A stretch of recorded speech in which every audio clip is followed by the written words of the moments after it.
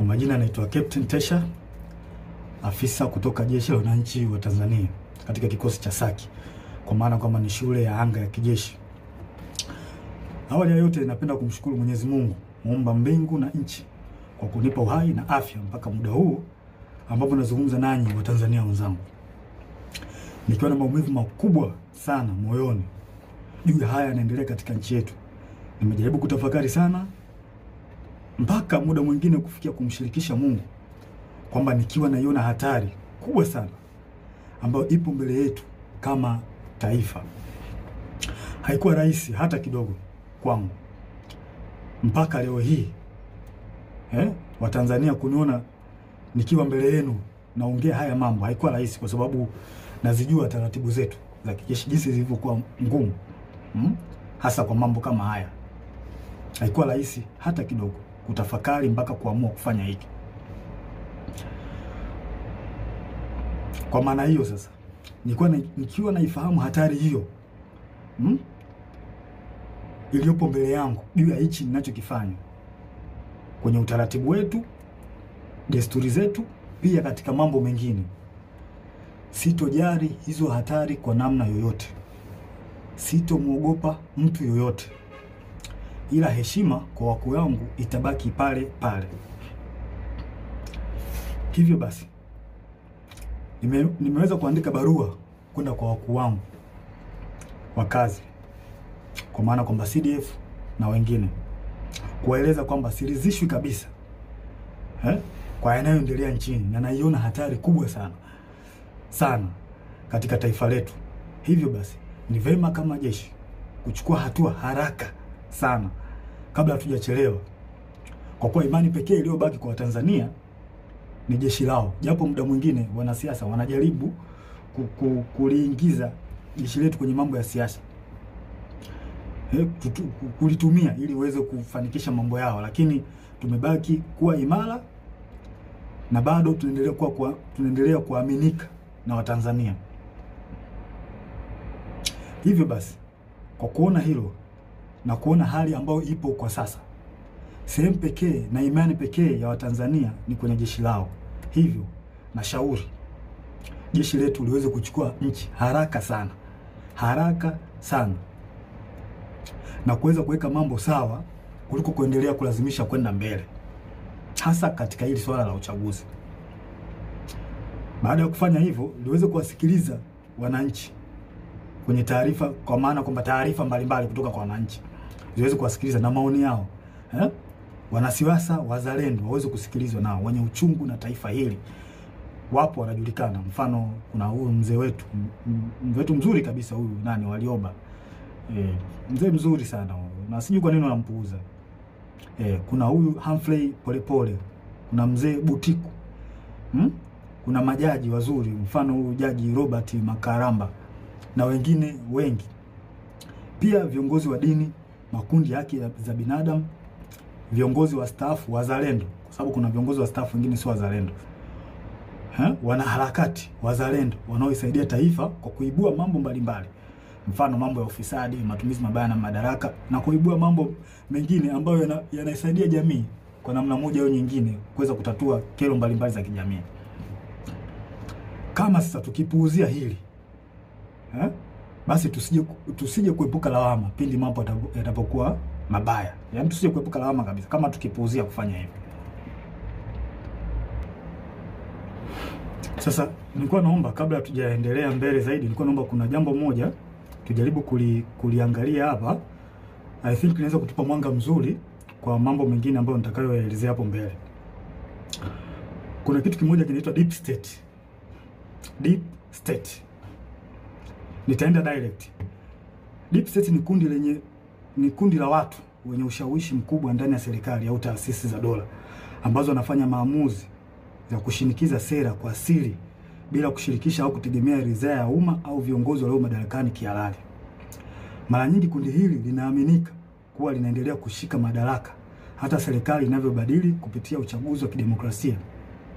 In short, ni serikali ndani ya serikali, au kwa jina lingine unaweza kuita remote controller.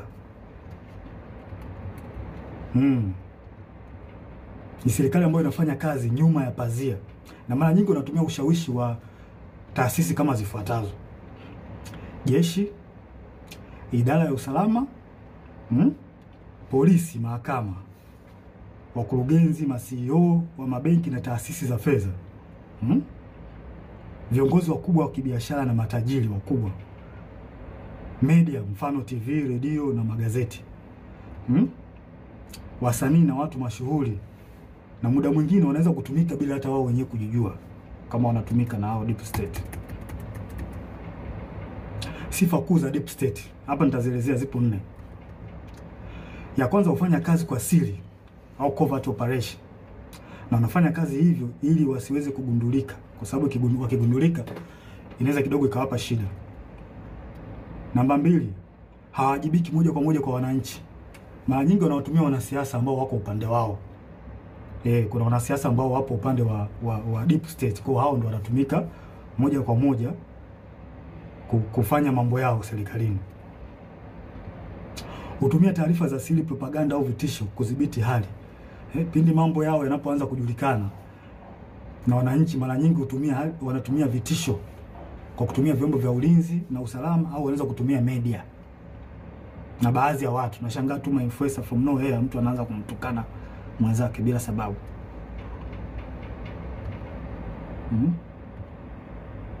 Na wanaweza kumpinga au kumuondoa kiongozi aliyechaguliwa kama hawakubaliani naye. Mfano, wananchi labda wamemchagua kiongozi fulani ambao wao wamempenda, wameona kabisa huyu kiongozi ataenda kutusaidia kutukomboa katika nchi yetu au katika jamii yetu. Sasa kama huyo kiongozi ataenda tofauti na matakwa ya hao deep state, watafanya kila hila aidha kumuondoa kwenye madaraka yake au kumdhuru afya yake, ikiwezekana kabisa kumuua. Sasa zifuatazo ni dalili ambazo zinaweza kuonyesha kwamba katika nchi yako kuna deep state.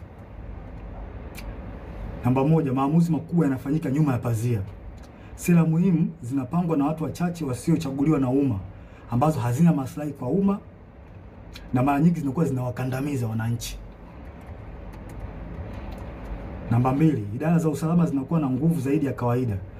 Vyombo vya ujasusi, mfano polisi, usalama, vinaonekana kutenda mambo kinyume na sheria au kibali kutoka serikalini au bunge, kwa sababu muda mwingine wanapokea amri kutoka huko kwenye deep state. Namba 3, ukosefu wa uwajibikaji. Unaweza kukuta kuna hali ya rushwa au kuna rushwa ambayo imefanyika katika taasisi fulani, na unashangaa tu from nowhere watu hawachukuliwi hatua, wanaekeana kinga. Na inaonekana kabisa watu wamefanya hizo hujuma za rushwa. Hakuna uwajibikaji, unaachwa. Namba 4, kampeni za habari na propaganda. Hutumia media, mfano magazeti, TV, radio na mitandao kwa ajili ya kutengeneza propaganda pindi unapoona taarifa zao au siri zao zinajulikana. Hutengeneza namna ya kuweza kuficha huo ukweli.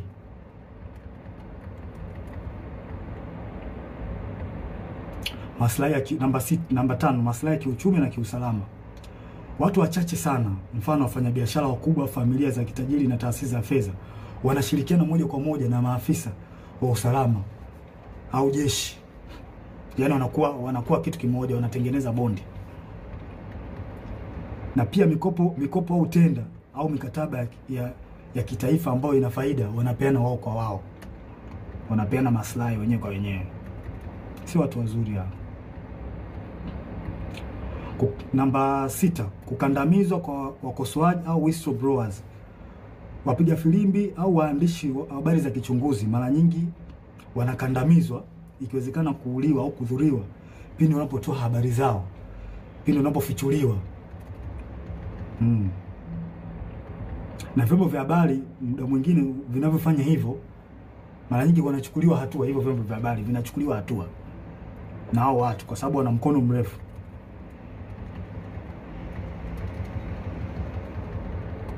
Si watu wazuri hao.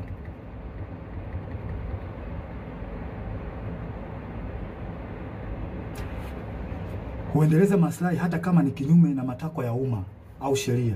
Wananchi hata mkipiga kelele vipi kuhusu hali mbaya au matatizo ya nchi, wao hawajali. Yaani wanafanya mambo kwa maslahi yao, hawajali wananchi hawa watu. Hawajali kabisa. Wanafanya mambo kwa faida zao wenyewe. Sasa kwa namna hiyo mnaweza mkaona, mkapata clear picture kuhusiana na hili jambo la deep state. Kwa mnaweza mkafanya comparison, mnaweza mkaangalia hali halisi na kinachotokea nchini kwetu. Je, hiko kitu kweli ni kipo? Kwa mimi ninavyoona na kwa ajili na kwa namna ambavyo nchi yetu inavyoendelea, hii jambo lipo. Lipo kabisa bila hata kuficha. Hakuna kuficha hapa. Hili jambo lipo na linaongozwa na CCM mtandao, wanajiita mtandao hapa. Wapo chini ya Kikwete, Rostam Azizi, wakina marehemu Bernard Membe, Mungu lazima roho yake mahali pema peponi. Hawa watu ndio wanasababisha Tanzania isiendelee, wanarudisha nyuma nchi yetu. Na vile vile waliweza walimhujumu sana Dr. marehemu John Pombe Joseph Magufuli. Yeye mwenyewe alisema kuna watu wanamhujumu, na Kikwete mmoja wapo. Alisema Magufuli bila ubishi.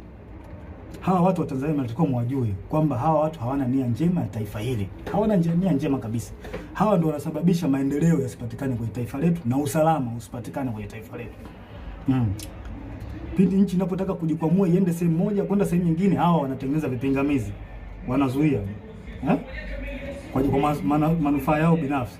Ikitokea mikataba ambayo ina manufaa kwa nchi, wao wanaingilia kati, wanaichukua wao na wanajinufaisha wao. Wananchi msitegemee kuendelea hapo. Mtapata shida. Nashangaa tu changamoto haziishi hospitalini, dawa za wagonjwa. Hivi kweli nchi yetu mpaka ilipofikia mpaka leo hii tunahangaika na dawa za wagonjwa kweli? Hii haileti picha nzuri kwa kweli. Yaani baada ya kwenda mbele kama taifa tunarudi nyuma. Na hawa watu sio kuwavumilia. Kikwete sio mtu wa kumvumilia kabisa. Na tusione haya kueleza ukweli. Tusione haya kueleza ukweli katika jambo hili. Hawa watu sio wazuri. Na kwa mujibu wa Humphrey Polepole aliweza kuelezea vizuri hili jambo. Kwamba hawa watu walikuwepo tangu kipindi cha Mwalimu Nyerere. Na waliweza kutaka kujaribu kurubuni uchaguzi wa mwaka 1995. Walitaka waingie wao kwenye huo uchaguzi. Mnaweza mkaona sasa namna hawa watu waliokopo na watu hatari. Hawa watu hawakubaliki, na tusikubali kama taifa. Tusikubali kwa ruhusu hao, kwa sababu hawa watu wakiendelea kuwepo, wakiendelea kushika hizi nyazi, tusitegemee kupata maendeleo. Tusitegemee kabisa. Na tuambiane ukweli wa Tanzania. Na ukweli siku zote tukiambiana ukweli, ukweli unaponya taifa. Kwa kila mtu akikaa kimya, kuogopa sijui haitosaidia. Tutazidi kurudi nyuma. Hata mfanye kazi vipi my friend, mtaletewa makodi ya ajabu, mtaletewa hiki, hata faida yenyewe kwenye biashara yako hutaiona. Na ndivyo kinachoendelea hata sasa hivi. Mnajionea wenyewe. Kwa hiyo hawa watu CCM, hawa mtandao sio watu wazuri. Sio watu wazuri kabisa. Wadhibitiwe. Wanalihujumu taifa. Kabisa. Wanalihujumu taifa hawa watu. Wachukuliwe hatua kali. Na muda mwingine wanajaribu kutafuta zile sehemu ambazo zina nguvu. Mfano kama jeshi letu. Jeshi letu still bado lipo imara sana. Lipo imara sana. Wao wenyewe wanaona hii ni sehemu pekee ambayo wanaweza wakajifichia au wakapita huko kurahisisha mambo yao. Mfano wa mambo ya uchaguzi. Wanajua kwamba wakitumia jeshi wanaweza wakapitisha mambo yao. Na hili swala sio zuri. Na mimi ningependa nimshauri afande CDF awe makini sana hawa watu. Hapo. Asipokuwa makini nao tutalipoteza hili taifa. Watanzania hawatakuwa na sehemu nyingine ya kulilia. Sehemu pekee iliyobaki sasa hivi ni kwenye jeshi. Jeshi ndio ambayo iko strong mpaka muda huu. Hizo sehemu nyingine, sijui mahakama, polisi, tayari Watanzania hawaziamini. Na huo ndio ukweli. Tusifiche mambo hapa. Huo ndio ukweli. Tusifiche mambo. Hebu afande CDF, naomba tuangalie kitu kimoja. Na wenzangu mnaweza mkapata tafakari kidogo hapa. Tunajua katika jeshi letu kuna watu wa aina mbalimbali. Wako wengi sana. Kuna waumini wa Askofu Gwajima. Kuna watu ambao pia walikuwa wanampenda Magufuli. Kuna watu ambao pia ni waumini wa Roman Catholic. Na ambao pia wamesikitishwa sana na kupigwa kwa huyu padri wao Father Kitime. Kuna watu pia ambao ni ni watu ambao wanapenda haki, wanachukizwa tu na mambo ambayo yanaendelea nchini. Wapo kwenye jeshi letu, wapo watu wengi wazuri, wapo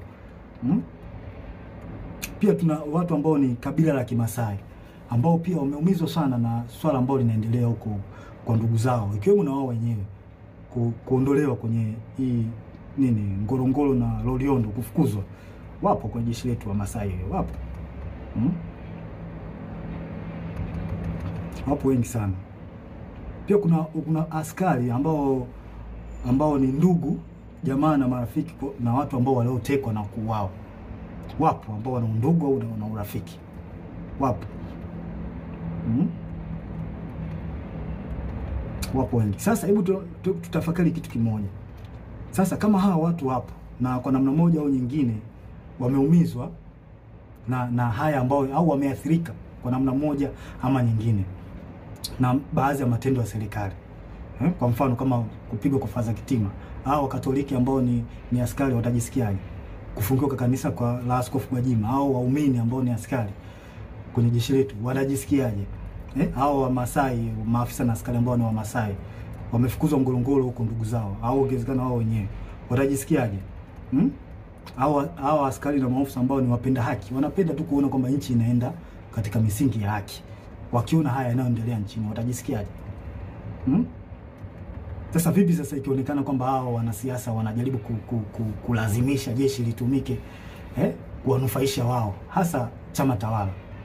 Hawa watu hawa watajisikiaje? Watahisi vipi wakati chama tawala hicho ambacho kimeshika dola ndicho kilichowaumiza, kilicholeta machungu, kufungiwa kanisa, kufukuzwa kwa Wamasai Ngorongoro, Wakatoliki kwa Father Kitima kupigwa? Unadhania watajisikiaje watu? Sijui mnanielewa.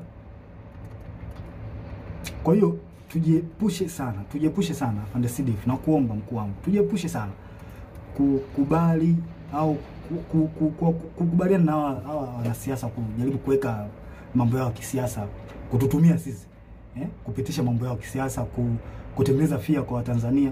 Tusiruhusu watu wafanye hivyo. Tutaligawa jeshi. Hao wanajeshi hao waliofanyiwa haya yote nilioeleza, wana maumivu, tunajua wana maumivu makubwa kiasi gani? Wanajisikiaje kwa ambayo yanafanyika? Au waliotendewa ndugu zao,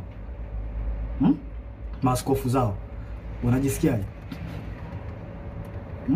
Tunajua wanawaza nini kwenye akili zao. Je, vipi sasa wakihisi kwamba hao wanasiasa wanataka kulitumia jeshi lao, watajisikiaje? Si wataona kama jeshi nao limewatenga, liko upande wa watu ambao sio watu wazuri? Hii ni hatari sana kwa taifa. Tusikubaliane hata mara moja. Na mimi binafsi sikubaliani nayo. Sikubali jeshi kuhusishwa na mambo ya siasa, kwa sababu ni hatari. Ni hatari kwa taifa. Tuambiane ukweli. Yaani ukweli utatusaidia sana.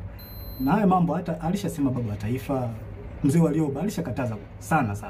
Tusirihusishe jeshi kwenye mambo ya siasa. Tutaharibu nchi. Tutaleta mgawanyo mkubwa sana. Kuna maaskari na maofisa ambao wanapendezwa sana na the way huyu mwenyekiti wa Chadema Tundu Lissu anavyofanya hizo siasa zake, wanapendezwa nao. Huwezi kumlazimisha mtu, hiyo kitu kipo moyoni mwake. Sasa vipi sasa wakiona kwamba jeshi linahusishwa na wanasiasa wanalitumia kwenye mambo ya watu watawala ambao wamemzuru au wanaendelea kumshikilia vibaya huyo wao Tundu Lissu, watajisikiaje? Tunatengeneza bomu ambalo linaweza kuja kutulipukia baadaye tukashindwa kulidhibiti. Tujiepushe sana na haya mambo. Sio mambo mazuri kabisa, yanahatarisha taifa letu kwa kweli. Tusiweze kuyavumilia kabisa, tuwe wawazi kuyaongea. Sasa huu ni ushauri wangu. Kwanza tusidanganye kwamba wananchi hawajui kinachoendelea. Hilo swali inabidi tulitoe kabisa akilini mwetu kwamba wananchi hawajui wananchi wanajua vizuri kinachoendelea. Tusijidanganye kwa hili.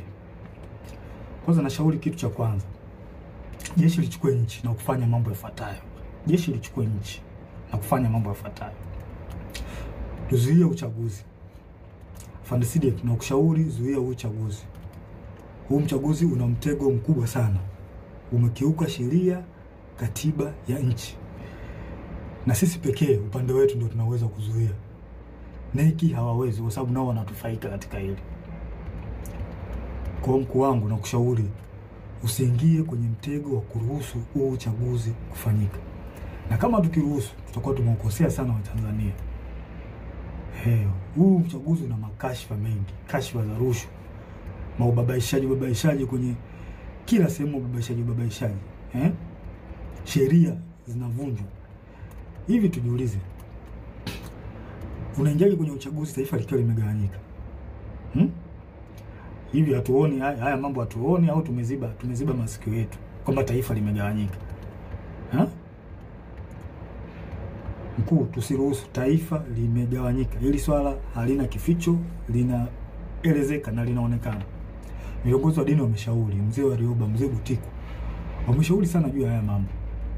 Lakini watawala wameendelea kuwa na viburi, hawataki kuwasikiliza. Japo hawa wanashauri vitu vya msingi, hawataki kuwasikiliza. Maana yake nini? Kipi kinafichwa mpaka kulazimisha uchaguzi? Kipi kipo Ikulu ambacho kinalazimisha uchaguzi kufanyika? Mnaficha makosa yenu, hamtaki makosa yenu watu wengine wakichukua nchi makosa yenu yasijulikane.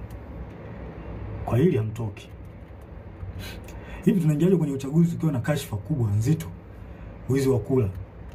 Na kwa nini kauli nzito kama Mheshimiwa Polepole, ambapo NIDA amesema kwamba NIDA na NEC na sisi zimeunganishwa pamoja mfumo? Hii kauli haiwezi kupuuziwa. Hatuwezi kuacha ipite hivi hivi hata kidogo. Uchaguzi usimamishwe ili swala lichunguzwe. Na pia inanipa mashaka na nashangaa tangu hii kauli tolewe, sijui kama kuna hatua zozote zilizochukuliwa mpaka sasa hivi. Sijui. Na hii inanipa mashaka. Na juzi kati hapa nilikuwa kijijini, kwenye kijiji fulani. Kamwona kijana anapita amevaa nguo ya CCM, ameshika simu na karatasi ya majina. Nikamwita, nikamwambia hebu nione hiyo karatasi yako hiyo na majina. Kuangalia nikaona namba, sijui namba za NIDA, sijui majina, sehemu, mwaka wa kuzaliwa. Nikamchunguza, nikaangalia na kwenye smartphone yake nikaona mfumo kwamba anaweka jina pale. Anachagua sijui amezaliwa mwaka gani, anaweka. Kile kitu kilinipa mashaka sana. Kimenipa mashaka. Na imani hata baadhi ya Watanzania mtakuwa mmeliona hivi vitu, mtakuwa mmekiona. Sasa mimi nimejishuhudia kwa macho yangu. Sasa hii sio, haileti picha nzuri na ni hatari katika taifa. Hatuwezi kupuuzia. Hatuwezi kuacha mambo yaende hivi. Haiwezekani. Tunaendaje kwenye uchaguzi ukiwa kwenye kiongozi wa chama cha upinzani amewekwa ndani? Tena kwa hila. Sasa kama tumekubali demokrasi, kwa nini tusikubali kuishi nayo? Na uzuri wake ni ipo kwenye katiba. Demokrasi imeruhusiwa, mfumo wa vyama vingi imeruhusiwa kwenye katiba. Kwa nini tunakataa au hatutaki au tunatengeneza mazingira kutokubaliana nayo, kwenda nayo? Mtoeni huyo mtu. Hao wenye chama chao wanataka wamtoke, huyo mtu atolewe au haki itendeke. Tusifanye mambo kioleo. Tunalipoteza hili taifa. Tukiendelea kukaa kimya, hili taifa litapotea. Na mimi sipo tayari kwa hilo. Sipo tayari kabisa. Sasa tunaendaje kwenye uchaguzi tukiwa na malalamiko ya tume huru ya uchaguzi?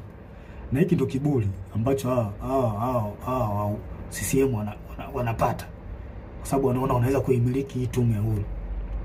Mzee Warioba alishauri, mimi sio wa kwanza. Mzee Warioba alishauri watu mbalimbali wa haki za binadamu na wazalendo kweli hawa watu walishauri walishauri kwamba hii tume huru ya uchaguzi jaribu kurekebisha baadhi ya mambo. Wao hawataki, wanalazimisha tu mambo kwenda hivi hivi. Kwa nini wanalazimisha? Wanaficha nini? Kwa nini wanalazimisha? Kama chama tawala kinajiamini kimefanya maendeleo, iwapi hawa tume huru ya uchaguzi? Wananchi si wanaona kwamba chama hiki kimefanya maendeleo? Watakipa tu kula. Watakipa kula kuliko kuhangaisha haki za watu hapa. Tunamkosea Mungu. Na hii ni hatari katika taifa. Haiwezi kuvumilika hata kidogo.